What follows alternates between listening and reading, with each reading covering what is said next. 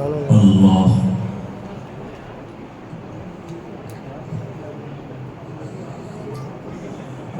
الحمدللہ الحمدللہ وکفا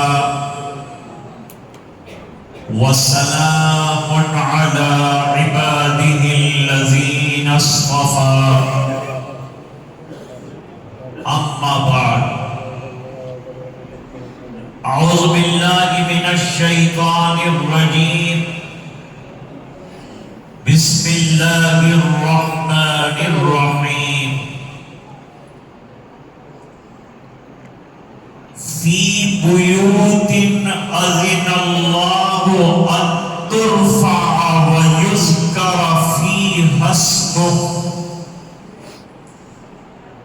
یسبح لہ فیہا بالغدو والآصال صدق اللہ مولانا العظیم اللہم صل علی سیدنا محمد وعلی آل سیدنا محمد وبارک وسلم.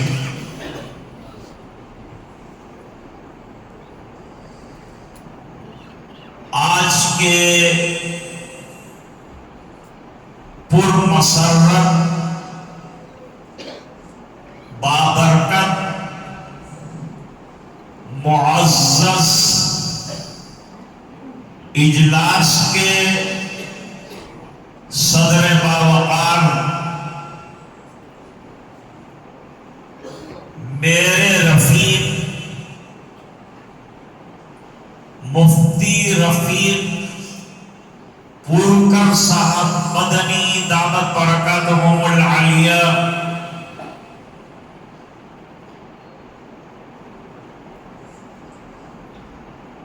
محترمی جناب مشتاق انتلے صاحب قدس ذلہ العالی،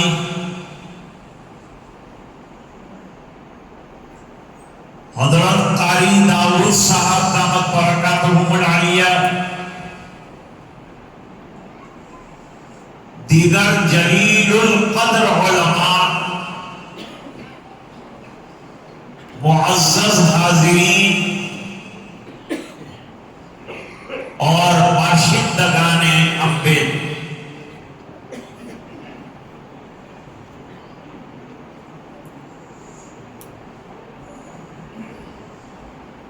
اسلامی عبادات میں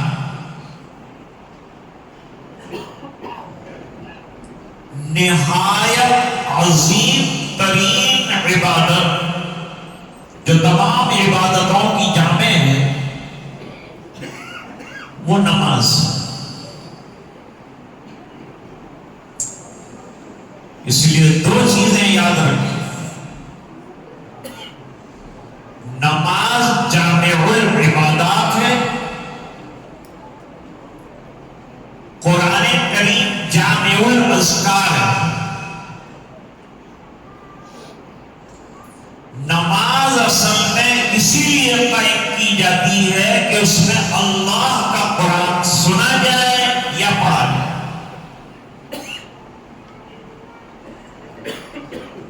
حدیث شریف میں فرمایا 7 سال کا ہو جائے بچہ یا بچی، اسے نماز کی تلقین کی جائے. یہ نماز کا امپورٹنس بتا.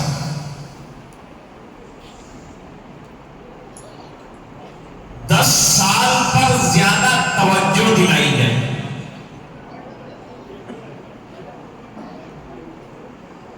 روز محشر حقوق اللہ میں سب سے پہلے نماز کا حساب ہوتا ہے.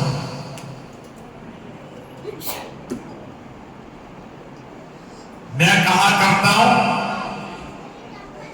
کہ جس کی نماز ڈسٹرب ہوتی ہے اس کی لائف ڈسٹرب ہوتی ہے، اور جس کی نماز ویل ڈسپلین ہوتی ہے تو اس کی لائف بھی ڈسپلین والی ہے.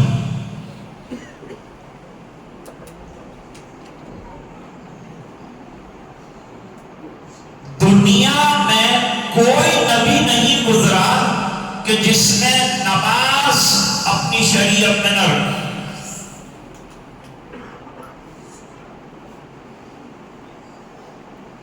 آسمان میں بے شمار فرشتے ہیں، لیکن بعض فرشتے رکوع میں ہے، بعض قیام میں ہے، بعض سجدے میں ہے، بعض قعود میں ہے، بعض تسبیح میں ہے. اور یہ سب تمام الگ الگ ارکان جو فرشتوں کو عطا کیے ہیں، اللہ تعالیٰ نے وہ تمام امت مسلمہ کی نماز میں جمع کر.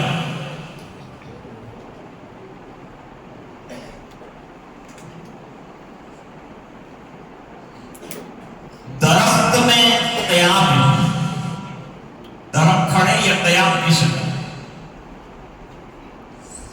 بکریاں اور چوپائے رکوع کی حالت میں، رینگتا ہوا سانپ سجدے کی حالت میں، پہاڑ قعود کی حالت میں. یہ سب کی نمازوں کو جمع کر کے اللہ تعالیٰ نے ہمیں نماز عطا فرمائی، جامع ترین. ابھی اس میں کوئی کمی نہیں ہے. اس کا درجہ نہایت عالی شان. اس لیے مسلمان جہاں بھی جائے گا اس کو نماز کی فکر کرنی پڑے گی، اور نماز کے لیے جو جگہ تجویز ہوگی اس کا نام مسجد یعنی سجدہ کرنے کی جگہ.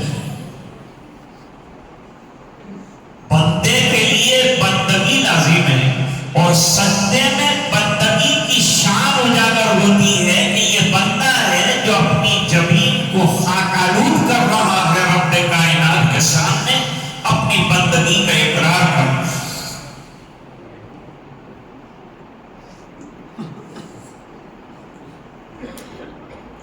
جہاں تک مجھ فقیر کے تجربے کا تعلق ہے، کوئی غریب بستی کی مسجد بھی ناقص نہیں رہتی، وہ بھی بن جاتی.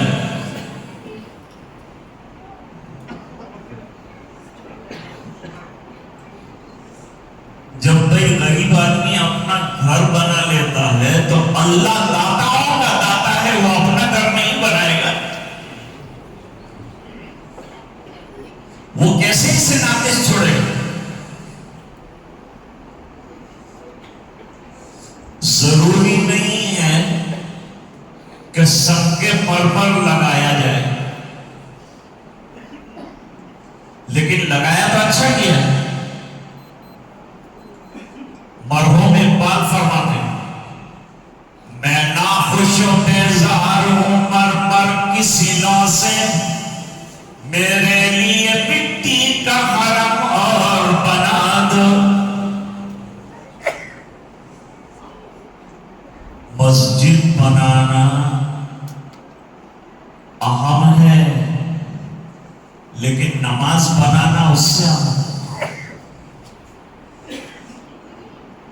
اگر مسجد بنانے کے بعد مسجد کو آباد نہیں کیا تو یہ مسجد قیامت کے دن اللہ کے دربار میں شکایت کرے گی کہ مجھے بنایا گیا لیکن مجھے آباد نہیں کیا.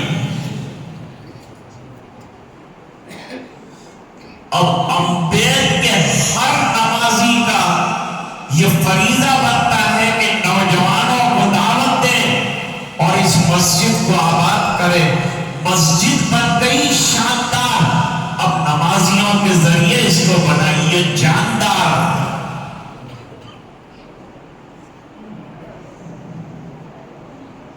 یہ تو مسجد تھی،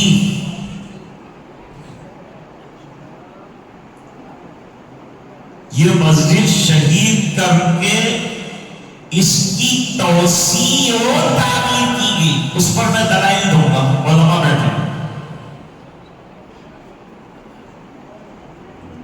ایک تو کسی جگہ مسجد نہ ہو اور مسجد کو تعمیر کرنا ہو، اس کی فضیلت کے سلسلے میں قرآن کی آیت پیش کی گئی، انما یعمر مساجد اللہ من آمن باللہ والیوم الآخر واقام الصلاۃ وآتى الزکاۃ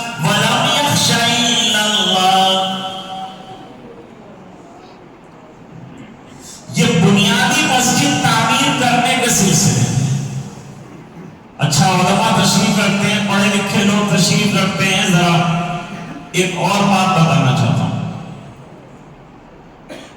مفسرین لکھتے ہیں کہ تعمیر کی دو قسمیں ہیں. تعمیر کی دو قسمیں ہیں. ایک تعمیر ظاہری یعنی پتھروں کا لگنا, سیمنٹ کا لگنا, اینٹوں کا بننا, یہ ظاہری تعمیر. اور ایک ہے باطنی تعمیر یعنی بندوں کا اندر آ کر نماز پڑھنا.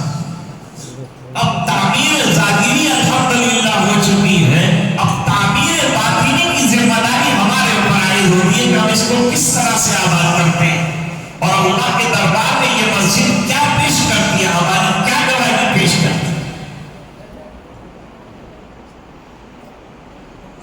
پڑوس کے ملک میں مسلمان رہتے تھے ایک جگہ, وہاں گورنمنٹ کا آرڈر آیا.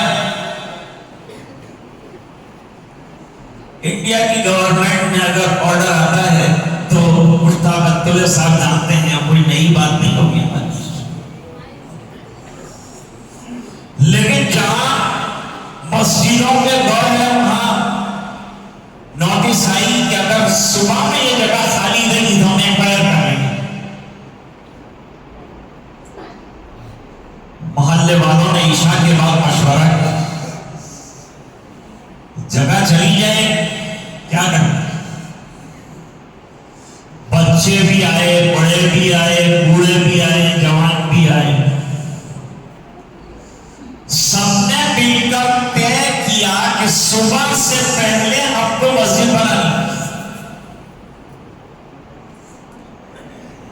لگ گئے رات کو, کسی ملازم کا انتظار نہیں کیا, کسی مزدور کا انتظار نہیں کیا, اللہ کے گھر کو بنانے کے لیے خود ہی مزدور بن گئے. کیونکہ میرے آقا نے مسجد نبوی بنائی تو خود میرے سرکار مزدور بن گئے. صبح میں مسجد تیار, فجر کی نماز امام صاحب نے وہ مسجد میں پڑھائی. اب بات یہ ہوئی کہ یہ مسجد کا نام کیا رکھا چاہیے. یہ راتوں رات جب کھڑی ہوئی ہے مسجد, اس کا نام کیا رکھا جائے. تو نام تجویز ہوا مسجد شب بھر. اور اقبال کو آ گیا جوش, تو انہوں نے اس کو لپیٹے میں لے لیا اور یوں کا مسجد تو بنا لی شب بھر میں, ماں کی حرارت والوں نے منا اپنا پرانا پاپی ہے, برسوں میں نمازی بن نہ سکا. تو مسجد بننے سے زیادہ نماز کا بننا اور نمازیوں کا بننا بڑی امپورٹنس کا حامل ہے. میں کہہ رہا تھا کہ غریب سے غریب بھی مسجد بنا لیتا. اب غریب اپنی حیثیت کے مطابق بنائے, مالدار اپنی شان کے مطابق بنائے گا, اور کرنا بھی ایسا چاہیے.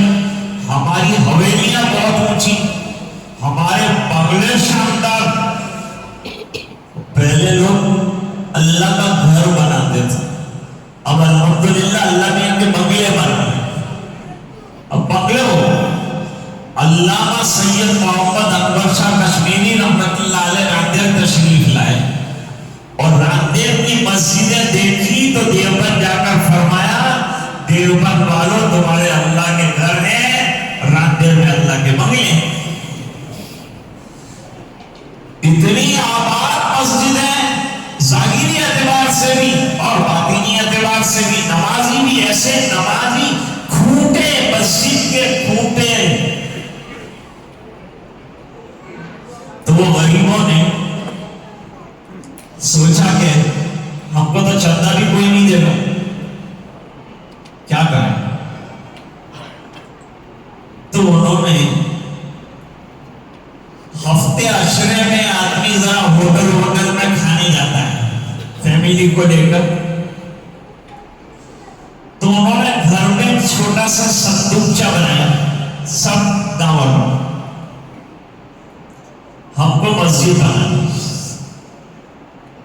صندوقچے میں جس دن ہوٹل جانا وہ تو ہوٹل جاتے ہیں تو 3-4 ہزار روپیہ تو خرچہ ایسے ہی ہو جاتا. تو وہ لوگ کیا کرتے تھے, جتنا 3-4 ہزار روپے کا خرچہ ہونے والا ہے اس کو ڈال دیتے تھے صندوقچے میں, اور گھر میں سادہ کھانا بنا لیتے تھے, اور سادہ کھانا بنا کر یوں کہتے تھے اپنے دل سے گویا کہ کھائیے. سمجھے بات مولانا صاحب, گویا کہ کھائیے. مسجد جو ہے اب سب نے صندوق جو کھولے تو اتنے پیسے ہو گئے کہ مسجد الحمدللہ تیار ہو گئی. اور لوگوں نے کہا اس کا نام کیا رکھیں, تو اس کا نام رکھا گویا کہ کھائیے. اس مسجد کا نام رکھا گویا کہ کھائیے. اب میں دلائل دیتا ہوں آپ کو. مسجد کی تعمیر کی تو آیت انہوں نے پڑھی. مسجدوں کو بلند, صاف ستھرا, بہترین بنانا, اس کی کوئی دلیل قرآن میں ہے؟ وہ آیت میں نے پڑھی, فی بیوت اذن اللہ ان ترفع ویذکر فیہا اسمہ. اللہ کے گھروں کو ایمان والے بلند کرتے ہیں, نورانی بناتے ہیں عبادت کے ذریعے سے, اور اس کی صفائی رکھتے ہیں, اور رات اور دن اس میں اللہ کا ذکر کرتے ہیں. مسجد تالا مار کے رکھنے کی چیز نہیں. 24 گھنٹے یہاں کوئی دینی عمل اور مشغلہ ہونا چاہیے. دعوت کے ساتھی کام کر رہے ہو, علماء کام کر رہے ہو, نوجوانوں کو لے کے بیٹھ رہے ہو, مشورے ہو رہے ہو, اندر کے باہر کے, دین کے, دنیا کے, سب مشورے مسجدوں میں ہوتے تھے. مسجد دارالقضا بھی تھا حضور کے زمانے میں, فیصلے مسجد میں ہوتے تھے. کبھی ایسا ہوتا ہے کہ اتنا شاندار کوئی اٹھا کے لے جائے گا, لاک لگا دے. مسجد اللہ کا گھر.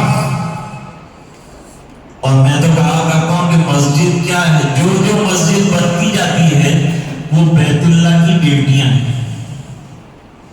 اور کسی کی بیٹی جب لاتے ہیں تو بڑا خیال رکھنا پڑتا ہے, کوئی اس کی بیٹی ہے, دھیان دینا پڑتا ہے بیٹی پر, اس کے ناز نخرے برداشت کرنے پڑتے ہیں. یا آپ نے بنا لیا, اب اس کا پیٹ بھرو, اس کو آباد کرو, نوافل پڑھو, نمازیں پڑھو, یہاں دعائیں کرو. مسجد کا احترام انتہائی طور پر ضروری ہے. مسجد کی صفائی انتہائی طور پر ضروری ہے. ذرا سا کچرا حضور پاک صلی اللہ علیہ وسلم مسجد میں دیکھا, غصہ آیا نبی کریم صلی اللہ علیہ وسلم کو. بخاری شریف میں روایت موجود ہے.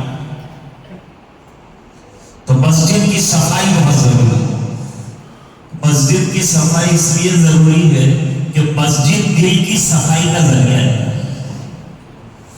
مسجد دل کی صفائی کا ذریعہ. نماز پڑھتے ہیں تو دل جو ہے وہ شیطانی وساوس سے نکل کر اس کے اندر ایک نورانیت, ایک روحانیت. نماز سے پہلے آپ کیفیت دیکھیں گے, اور نماز پڑھنے کے بعد مسجد کے باہر نکل کر کیفیت دیکھیں گے. دونوں میں آپ کو بہت بڑا فرق معلوم ہوگا.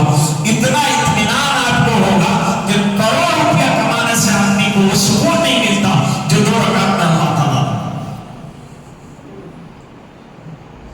میں عرض کر رہا تھا کہ حضرت محمد رسول اللہ صلی اللہ علیہ وسلم نے جو مسجد بنائی وہ بنیادی مسجد تھی. دنیا اسلام کی پہلی مسجد قباء میں بنی. سرکار کے ہاتھوں سے اس کی بنیاد ڈالی گئی, اور حضور پاک صلی اللہ علیہ وسلم 14 دن قیام فرمایا, تقریباً 10 دن وہاں نماز پڑھی. مسجد نبوی شریف کو تعمیر کیا گیا بنی نجار کی زمین پر, اور 6 مہینے صحابہ کرام نے تنتوڑ محنت کی, اور حضور پاک صلی اللہ علیہ وسلم نے اندر سہارا دیا اور کام میں لگے آپ, اور 6 مہینے کے اندر مسجد نبوی شریف تیار ہو گئی.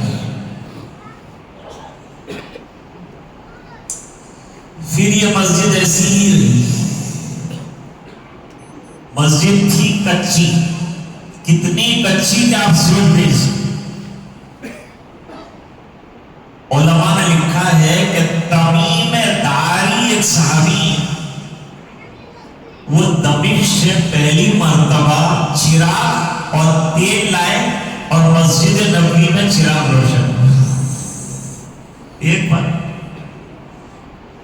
دوسری بات یہ ہے کہ مسجد میں بچھانے کے لیے کوئی صفحہ نہیں تھی، بلکہ کچی مٹی تھی.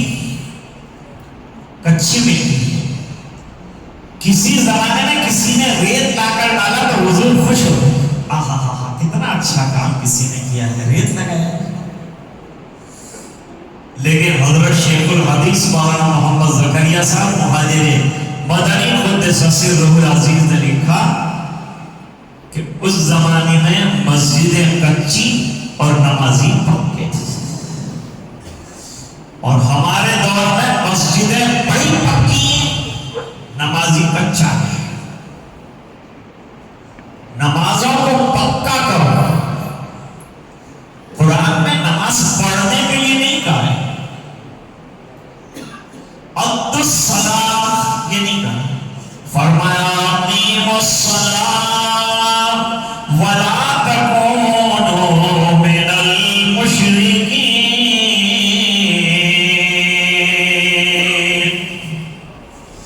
نمازوں کو قائم کرو. تمہارے درمیان اور کافرین کے درمیان فرق کرنے والی چیز اگر ہے تو نماز ہے. جب نماز کا وقت آئے گا تو ایک دم دوڑے مسجد کی طرف چلے جاؤ گے، وہ بازار کی طرف چلا جائے گا، فرق معلوم ہو جائے گا یہ ایمان والا ہے وہ ایمان والا نہیں.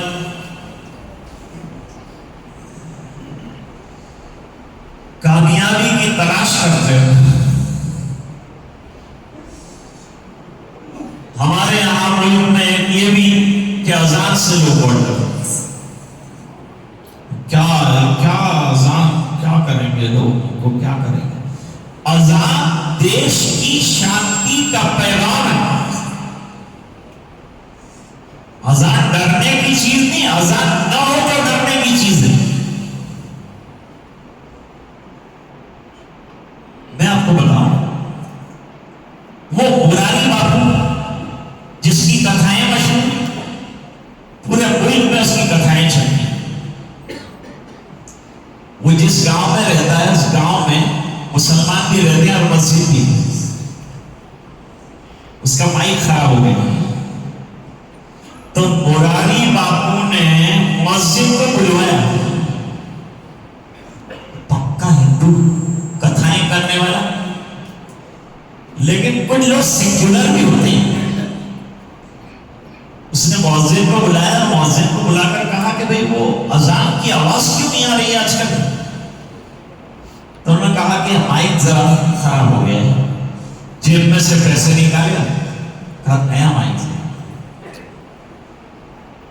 حضرت آپ کو اذان سے کیا لینا دینا؟ کہا اذان سے لینا دینا ہے تبھی تو تیرے کو میں پیسے دے رہا ہوں کہ نیا مائک لے آؤ. کہا آپ کو اذان سے کیا فائدہ ہے؟ یہ اذان سن کر صبح میں اٹھتا ہوں. ہمارے غیر مسلم تھے، وہ کہتے تھے کہ آپ کی اذان ہوتی ہے اور صبح میں اپنے بھجن کیرتن کے لیے، پوجا پاٹ کے لیے ہم لوگ اٹھتے ہیں، اذان ہم کو اٹھاتی ہیں، ہم کھاتے ہیں، دھوتے ہیں، کام پر جاتے ہیں، یہ اذان کی وجہ سے. زلزلہ جب آیا کچھ کا تو ہندو ہم کو آگے کہتے ہیں کہ تمہیں اذان آپ کو اذان، تو زلزلہ خلاص تھا. تو فرماتے ہیں اذان ایسی چیز ہے. اب اذان میں ایک جملہ ہے، اس پر غور کیجیے. اذان میں ایک جملہ ہے، حی علی الصلاۃ، نماز کی طرف ہو، نماز کی طرف بلا کر. بھئی عقل مند بھی سنتا ہے، تجارتی بھی سنتا ہے، آفیسر بھی سنتا ہے، بزنس مین بھی سنتا ہے، ملازم بھی سنتا ہے، مسلمان سنتا ہے، بلا رہے۔ وہی کسی کو کسی کام کے لیے بلاتے ہیں تو کوئی فائدہ ہوتا ہوگا تو بلاتے ہیں، ایسے تو نہیں بلاتے ہیں۔ اللہ بڑے حکیم ہیں، منادی کے ذریعے سے مسجد میں بلا رہے ہیں، کیا کریں گے بلا کر؟ جواب میں فرمایا حی علی الفلاح،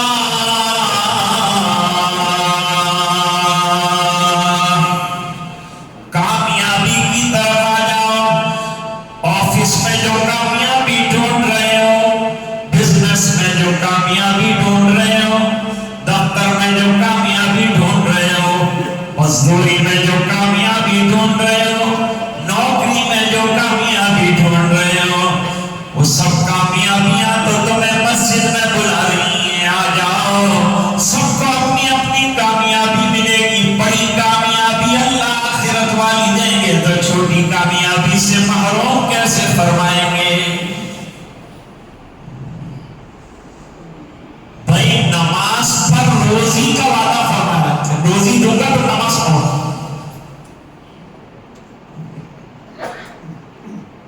ازواج مطہرات نے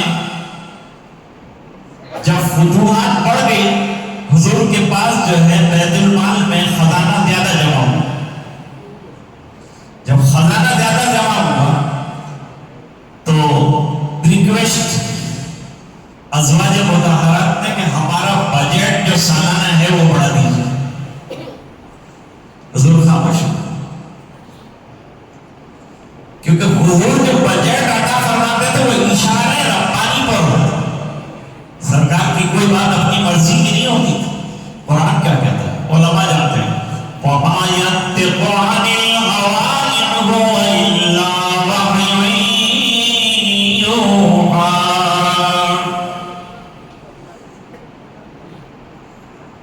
آیتیں اتری، انہوں نے راشن زیادہ مانگا، انہوں نے بجٹ زیادہ مانگا، اللہ فرماتے ہیں وَأَمُرْ أَهْلَكَ بِالصَّلَاةِ وَاصْطَبِرْ عَلَيْهَا لَا نَسْأَلُكَ رِزْقًا نَحْنُ نَرْزُقُكَ وَالْعَاقِبَةُ لِلتَّقْوَىٰ۔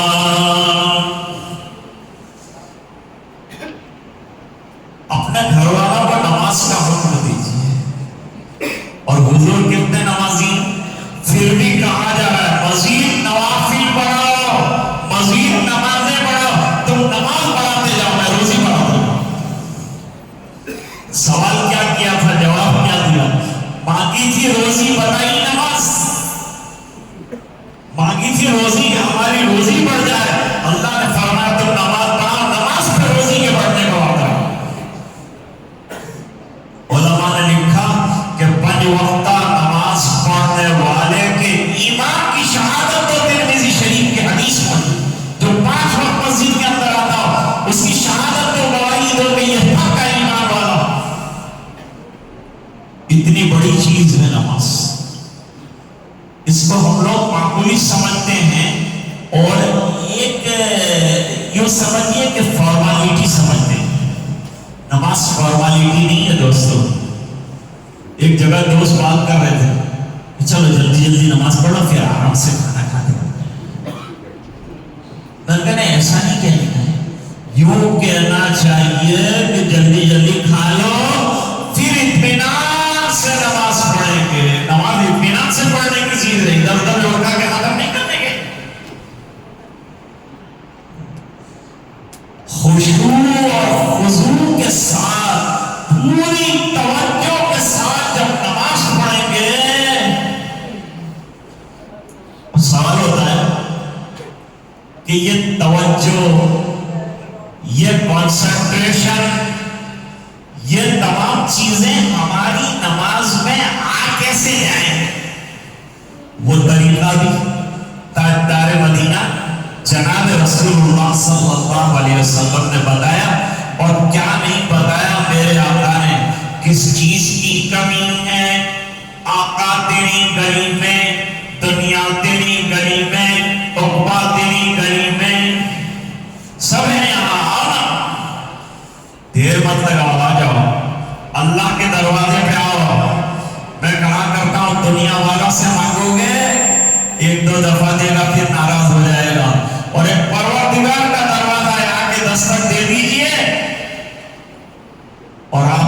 دستک کی آواز ختم ہونے سے پہلے اللہ نہ دے دے تو مل گئے. ایسا وہ داتا ہے دینے والا.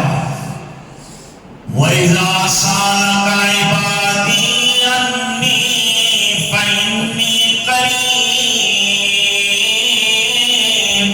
أُجِيبُ دَعْوَةَ الدَّاعِ إِذَا دَعَانِ. جب میرا بندہ میرے دروازے پر مانگتا ہے میں اس کو کہتا ہوں آجا مانگ لے دروازے پہ ہاتھ پھیلا دے. دنیا والوں کی یہاں مانگے گا ذلیل ہو جائے گا, میرے یہاں نہیں مانگے گا ذلیل ہو جائے گا. اور مانگنے والوں کو دیتا بھی ہوں اور عزتیں بھی عطا کرتا ہوں.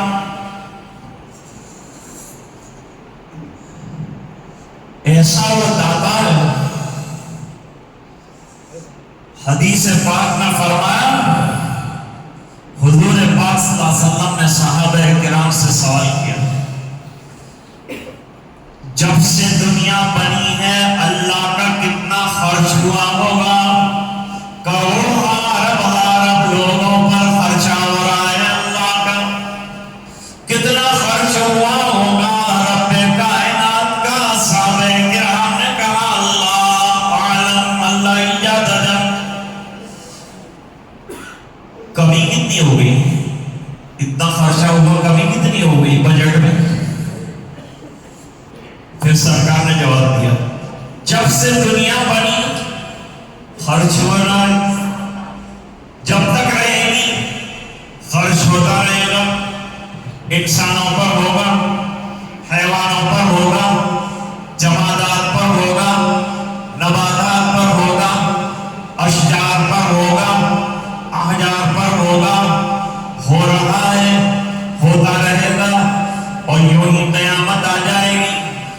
لیکن سرکار نے فرمایا سمندر میں آپ ایک نیڈل ڈبا دیں, اس کو باہر نکال لیں, تھوڑا سا سمندر کے اندر کمی آئی ہوگی, ذرا سی نمی آ گئی نیڈل کی نوک پر, اتنی کمی آئی ہے سمندر میں.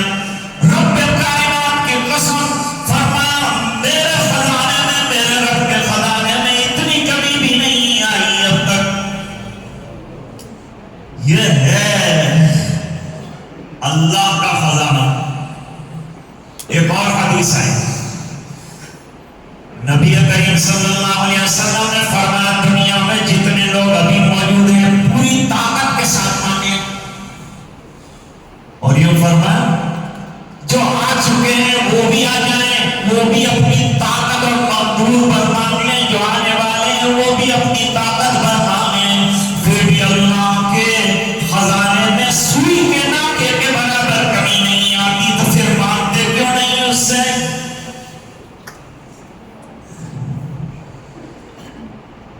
اب ایک بات سنو, ہم لوگ جو یہاں جمع ہوئے, بنانے والوں نے بنائی, ان کو مبارکباد دی, اور جنہوں نے لاگت لگائی ان کو بھی مبارکباد. ہم لوگ جمع ہوئے اللہ کے گھر کو چمکتا دمکتا دیکھنے کے لیے, ایک نماز ادا کرنے کے لیے, ان کو بھی مبارکباد. لیکن ایک بنیادی چیز بھول گئی, ہم لوگ یہاں دعا کرنے کے لیے جمع ہوئے ہیں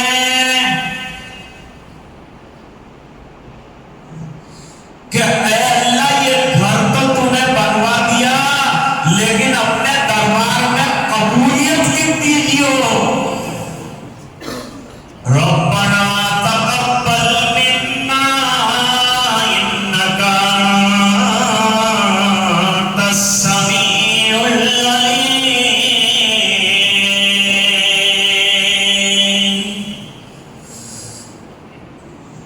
اے الہ العالمین مقات. اور ایک عجیب بات بتاؤں, تفصیلی نکتہ ہے. بیت اللہ حضرت ابراہیم علیہ السلام نے اس کی بنیادوں کو اٹھایا, اللہ کا نقشہ کون لائے تھے؟ جبریل علیہ السلام. اور تعمیر کی حضرت ابراہیم نے اور حضرت اسماعیل نے مدد کی. اتنا ہونے کے بعد اتنی مقبول شخصیات جمع ہو جانے کے بعد اس گھر کے اللہ کے یہاں قبول ہونے میں کوئی شک ہے نہیں ہے. اس کے باوجود جو ہے حضرت ابراہیم نے دعا فرمائی وَإِذْ يَرْفَعُ إِبْرَاهِيمُ الْقَوَاعِدَ مِنَ الْبَيْتِ وَإِسْمَاعِيلُ رَبَّنَا تَقَبَّلْ مِنَّا إِنَّكَ أَنْتَ السَّمِيعُ الْعَلِيمُ.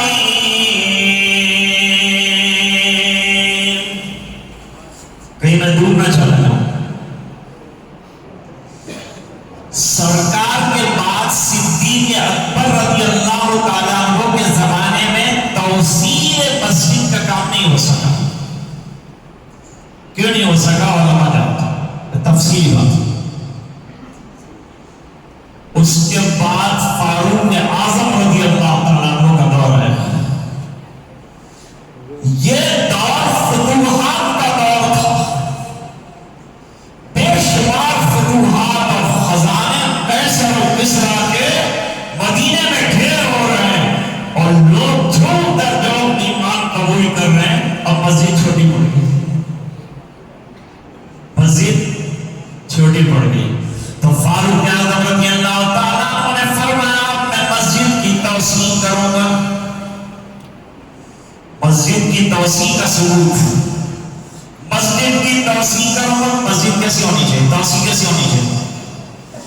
فرمایا ایسی مسجد بناؤں گا کہ گرمی میں کسی کو گرمی نہ لگے, سردی میں سردی نہ لگے, بارش میں بارش نہ لگے, اور مسجد کے اندر کا حصہ وسیع ہو جائے, تمام لوگ محفوظ ہو جائیں. ایسی مسجد بناؤں گا. تو حضرت فاروق اعظم رضی اللہ تعالیٰ عنہ نے اتنی شاندار مسجد بنائی. اس کے بعد بہت بڑی فتوحات کا زمانہ آ گیا. حضرت عثمان ابن عفان رضی اللہ تعالیٰ عنہ. حضرت عثمان رضی اللہ تعالیٰ عنہ خاندانی معاملات, مال و دولت کی کوئی کمی نہیں, بزنس بہت لمبا چوڑا. ایک مرتبہ حضرت صدیق کے زمانے میں 5 سالی ہو گئی. لوگ گئے حضرت ابو بکر سے جا کر کہا حضرت 5 سالی ہو گئی ہے, دعا فرمائیے اللہ تعالیٰ لوگوں کی پریشانی کو دور فرمائے. کہا میں دعا کرتا ہوں اللہ آسانیاں فرمائے. ازالت الخفات خلافت الخلفاء کا شاہ ولی اللہ صاحب رحمۃ اللہ علیہ نے لکھا ہے. اس زمانے میں حضرت عثمان غنی رضی اللہ تعالیٰ عنہ کے 300 اناج کے لدے ہوئے آئے. تو جتنے مدینے کے بیپاری تھے وہ حضرت کے پاس گئے کہ آپ ایک بوری کتنے کی دیں گے؟ تم کتنے دے سکتے ہو؟ تو انہوں نے کہا ہم لوگ ڈبل دے دیں گے, 100 روپے کی بوری ہم 200 روپے آپ کو دے دیں گے. کہا نہیں یہ سودا نہیں, بہت کم ہے, 300 دے دیں گے. یہ 300 میں بھی نہیں نکلے گا. 400 دے دیں گے, اس میں بھی نہیں ہوگا. 700 دے دیں گے, اس میں بھی نہیں ہوگا. 1000 دے دیں گے تو بھی نہیں نکلے. علماء کے ساتھ بدگمانی نہیں کرنی چاہیے. اہل اللہ کے ساتھ وہ کیا سوچتے ہیں, ہم لوگ کیا سوچتے ہیں, ان کی سوچ کچھ اور ہوتی ہے. ہماری دنیاوی سوچ ان کی سوچ کو کہاں پہنچ سکتی. لوگ باتیں کرنے لگے, ان کو لالچ بہت ہو گئی, اتنا دے رہے ہیں نفع کو بھی نہیں بیچ رہے.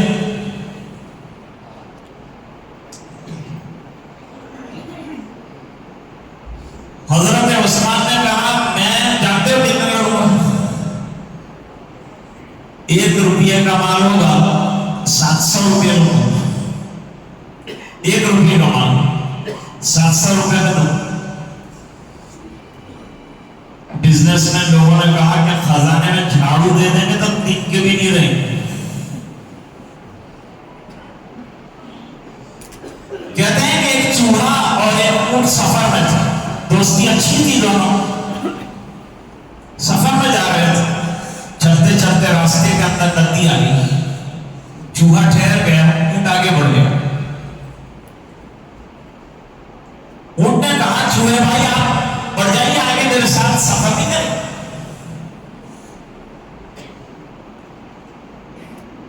پانی ہے نا. تو اونٹ نے کہا خالی گھٹنے تک پانی آتا ہے. چوہے نے کہا لیکن میری تو نسلوں کا سوال ہے, میری تو نسلیں اندر ڈوب سکتی. سب ہار گئے. حضرت عثمان غنی رضی اللہ تعالیٰ عنہ نے سودا کیا اللہ کے ساتھ. یوں فرمایا مدینے میں جن جن لوگوں کو اناج کی ضرورت ہے لین لگا کر قطار سے کھڑے ہو جائیں, ضرورت کے مطابق لینے جائیں. کوئی مینیجر بھی نہیں ہوگا, کوئی جو ہے فورمین بھی نہیں ہوگا. سب اپنی اپنی ضرورتوں سے لے جائیں. جتنا ضروری ہے دوسرے بھائی کا خیال رکھیں, اپنی ضرورت کا لے جائیں. حضرت عبداللہ ابن عباس رضی اللہ تعالیٰ عنہ فرماتے ہیں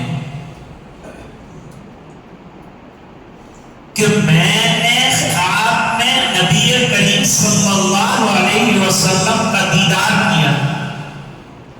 حضور نے نئے جوتے پہنے ہیں, سلیم شاہی اور کپڑا بھی نہایت عمدہ پہنا ہے, اور بہت تیزی سے جا رہے. میں دوڑا. ابن عباس کہتے ہیں حضرت ایک مسئلہ درپیش ہے, ذرا بتا دیجئے. کہاں ابھی نہیں بتا سکتا, میں جلدی میں ہوں. حضرت کہاں جا رہے ہیں؟ فرمایا حضرت عثمان کا صدقہ اللہ تعالیٰ نے قبول فرما لیا اور جنت کی حوروں سے شادیاں کروا رہے ہیں, میں اس شادی میں جا رہا ہوں. اللہ کے راستے میں دینے والا محروم نہیں رہتا. اب حضرت عثمان نے اپنے جیب خاص سے مسجد بنائی. ایک پیسہ بھی بیت المال کا نہیں لیا, اور پوری مسجد تیار کی, اور شاندار مسجد تیار کی. یہاں تک کہ 7 کی لکڑی بیرون سے منگوائی, پوٹ کرنے منگوائی. لوگوں نے کہا یا پرانی رکھتے نا مسجد کو, کیوں نیا کیا تم نے؟ حضور والی رکھتے رہے, وہ کم پڑ رہی تھی جگہ, اس لیے مجبورن. جیسے ابھی حضرت نے فرمایا کہ بھئی پرانی مسجدوں کے ساتھ یادیں جڑی ہوئی ہوتی, اس لیے اس کو رکھنے کا جی چاہتا ہے کہ وہ ہمارے پورکھوں کی یاد ہے, ہمارے بزرگوں نے نمازیں پڑھی ہیں. کب تنگی ہو رہی ہے, وسیع کرنا ناگزیر ہے. یہ مسجد بھی وسیع کی گئی. میں نے امام صاحب سے پوچھا مولانا کی تقریر کے دوران یہ مسجد وسیع بھی کی گئی کہ نہیں؟ وسیع بھی کی گئی, اوپر بھی لگائی گئی. حضرت عمر نے مسجد کو وسیع کیا, دلیل سے ثابت. حضرت عثمان نے مسجد کو وسیع کیا, دلیل سے ثابت. اور لوگوں نے بہت اعتراض کیا کہ آپ ایسی بنائی اور ایسی بنائی, کیونکہ اعتراض کرنے والوں کو تو کیا, وہ تو اعتراض کرنا ہے نا. یہ سب سے آسان دنیا اور سب سے آسان کام اعتراض کرنا ہے. کیوں کیا؟ میں نے کہا یہ کیوں آتا ہے, کیوں؟ وہ دروازہ پرانا ہو جاتا ہے تو بند کرتے تب بھی کیوں کی آواز آتی ہے. اس کا آئل ڈالو, اس کا کیوں بند کرو. جو کچھ نہیں کرتے وہ کیوں بولتے, اور جو کرنے والے ہیں وہ کرتے چلے جاتے ہیں. دیکھو مسجد دیکھتے دیکھتے, پرانی مسجد میں میں نے نماز پڑھی تھی, آج الحمدللہ بڑی جاندار شاندار مسجد آپ کے سامنے کھڑی. حضرت عثمان نے بہترین مسجد بنائی اور فرمایا تم کو نہیں سمجھ میں بات آ رہی تو میں حدیث پیش کرتا ہوں, بخاری میں روایت موجود ہے. بنا مسجد للہ بنا اللہ له مثله فی الجنہ. جس نے اللہ کے لیے مسجد بنائی, لوگوں کے لیے نہیں, دکھاوے کے لیے نہیں, نمائش کے لیے نہیں, ریاکاری کے لیے نہیں, اللہ کے لیے مسجد بنائی, فرماتا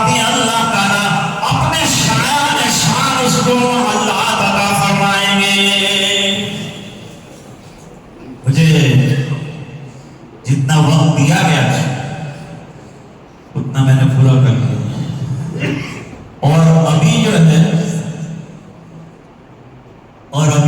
دعا بھی باقی، ہمارے حضرت مفتی صاحب کا بھی بیان باقی ہے،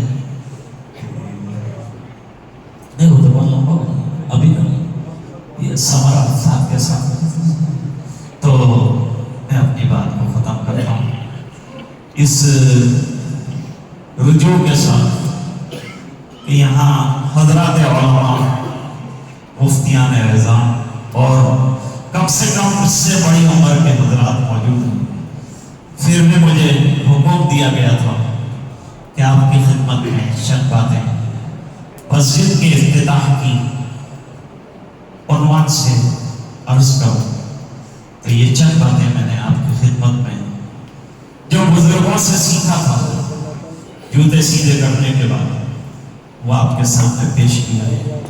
اس کے دوران اگر کوئی لغزش رہی ہو، کوئی غلطی رہی ہو، تو میں آپ حضرات سے اور علماء سے معذرت کے ساتھ اور معافی کے ساتھ اپنی بات کو ختم کرنے کی اجازت چاہتا ہوں۔ وآخر دعوانا ان الحمد للہ رب العالمین۔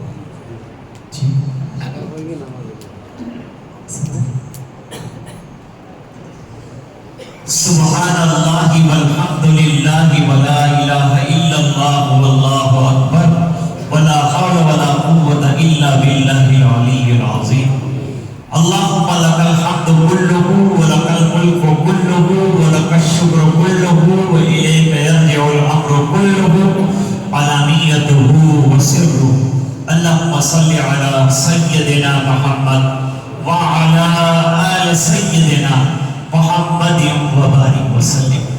ربنا آتنا فی الدنیا حسنہ وفی الآخرۃ حسنۃ وقنا عذاب النار۔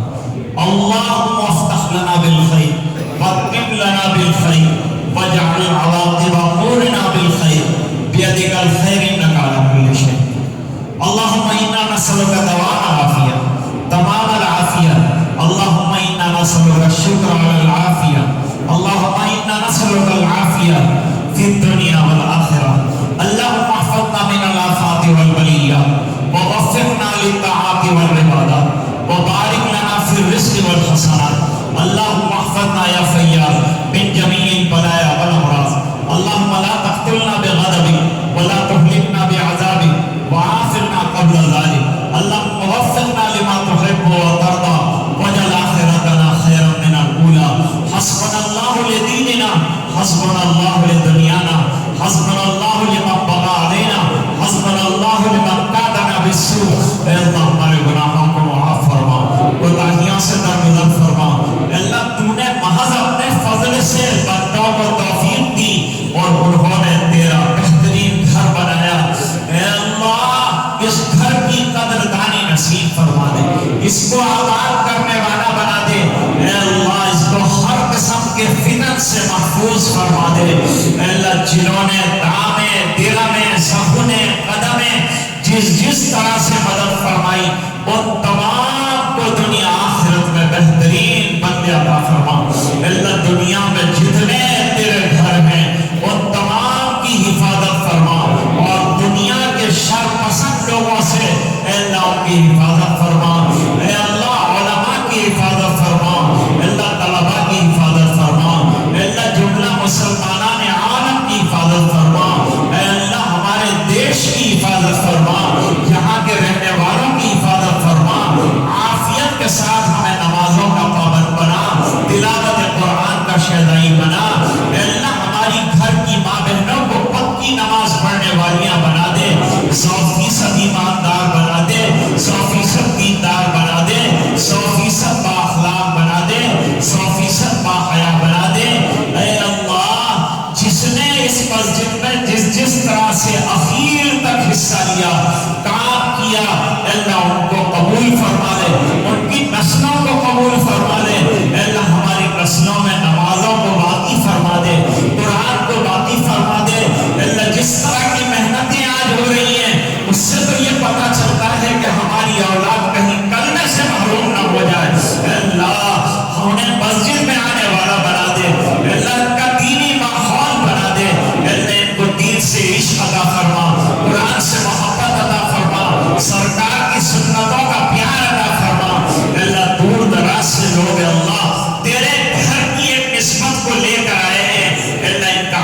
قبول فرما، ان کا مانگنا قبول فرما، جو مانگا ہے عطا فرما، جو مانگنے سے رہ گیا نصیب فرما۔